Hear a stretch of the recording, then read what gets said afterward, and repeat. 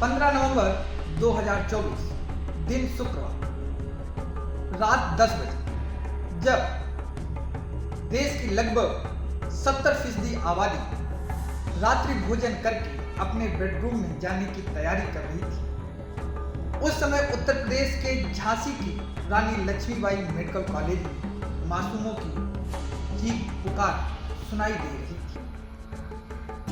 नमस्कार, मैं अनुराग और आप देख रहे हैं जर्नलिस्ट कैफे का डिजिटल प्लेटफॉर्म। बता दें कि 15 नवंबर की रात 10 बजे जब एक मां नवजात मासूमों के वार्ड में दूध पिला रही थी, उसी समय उसे कुछ तपिश सी महसूस हुई। जब तक वह कुछ जान पाती, जब तक आग ने पूरे वार्ड को अपने कब्जे में ले लिया।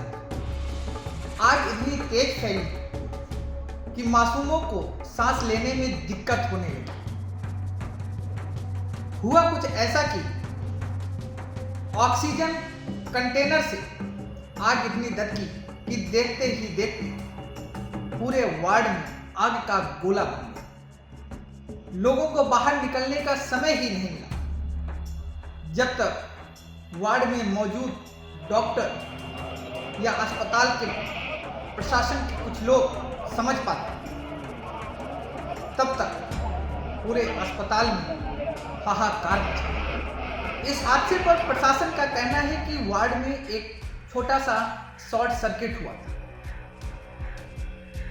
शॉर्ट सर्किट से ऑक्सीजन कंटेनर में आग लगी और आग ऐसी लगी कि वार्ड के बाहर फैली शांति चीख पुकार में बनी।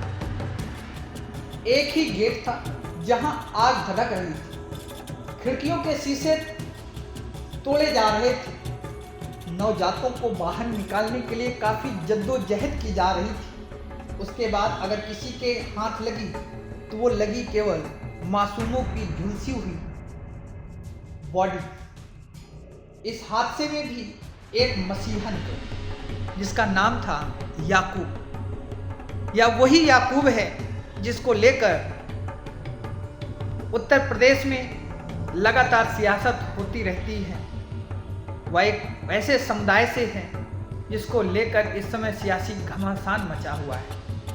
कटेंगे तो बटेंगे, एक रहेंगे तो सेफ रहेंगे। कुछ इसी तरह का याकूब एक मसीहा बनकर निकला है।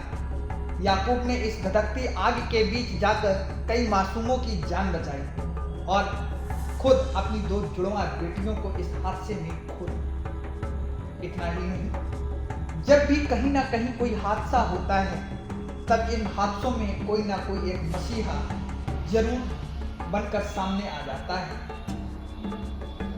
बता दें कि इस हादसे में अब तक 12 मासूमों की जान जा चुकी है।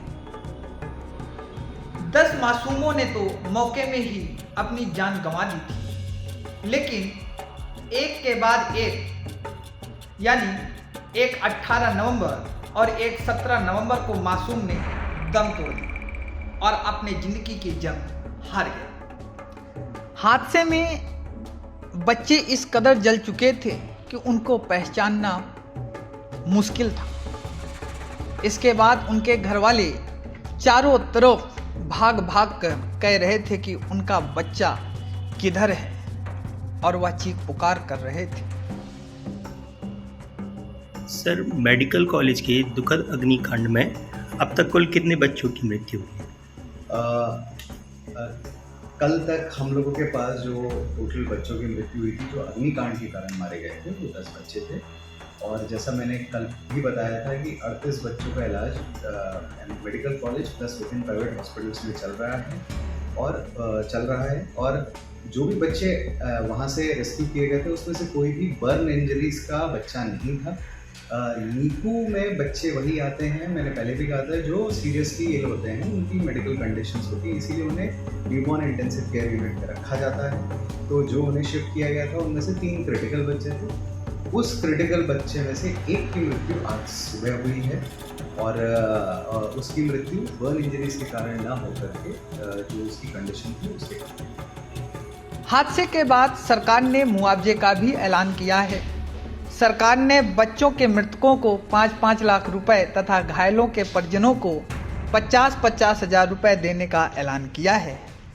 इस हादसे पर पीएम मोदी ने भी अपनी संवेदना व्यक्त की है और झांसी हादसे की घटना का संज्ञान लेते हुए प्रधानमंत्री रिलीफ फंड से मृतक बच्चों के परिजनों को 2 लाख रुपए और घायलों के परिजनों को 50,000 रुपए देने का ऐलान किया था। बच्चों का इलाज चल रहा है, किस तरीके से सुनिश्चित कर रहे हैं बच्चों? मैंने आपको पूरी बात बताई थी, मैं दोबारा बता देता हूँ आपको।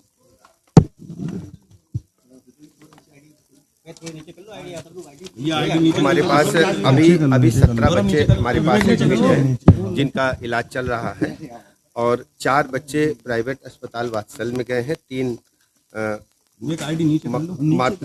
मातृविता में गए हैं, 1 ललितपुर अपने घर चले गए हैं, 1 मौरानीपुर गए हैं, 6 अपनी माताओं के साथ चले गए हैं, 10 बच्चे कलवित हुए हैं, जिसमें 7 बच्चों की बॉडीज की आइडेंटिफिकेशन हो चुका है, 3 की शिनाख्त नहीं हो पा रही है और 6 परिजनों से संपर्क नहीं हो पा रहा है।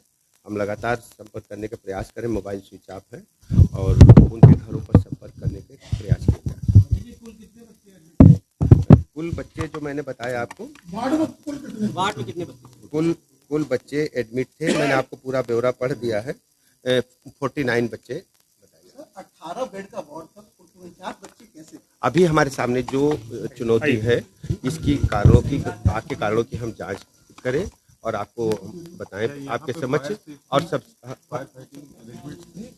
फायर फाइटिंग अरेंजमेंट थे। जब सबसे पहले जो हमारा जो वार्ड बॉय है उसने फायर फाइटिंग के जो सिलेंडर्स लगे थे उनको खोल करके चलाया, लेकिन आग ने ऑक्सीजन की वजह से, चूँकि आग ऑक्सीजन के माध्यम से तेज़ी से भड़कती है, तो जब तक वो करते बहुत तेज़ आग भड़की तो बच्चों को रेस्क्यू करना सबसे पहले जिम्मेदारी थी।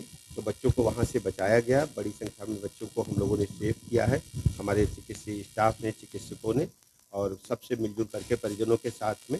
अभी चुनौती जो है, हम बच्चों को उच्च कोटि की चिकित्सा व्यवस्था उपलब्ध कराएं। बच्चों को हमने देखा है और जो बच्चे असमय मृत्यु के शिकार हुए हैं उनके परिजनों तक हम पहुँचे। अभी 3 डेड बॉडीज की अभी शिनाख्त नहीं हो पाई है, उनकी शिनाख्त के प्रयास किए जा रहे हैं, मोबाइल स्विच ऑफ है और यदि शिनाख्त ऐसे नहीं हो पाती है तो डीएनए टेस्ट भी हम करें। सर, काफी समय से नीकू वार्ड सरकार के द्वारा बनाया गया बगल में, लेकिन अभी तो तत्काल ये समस्या है, हम सुबह से फिर बात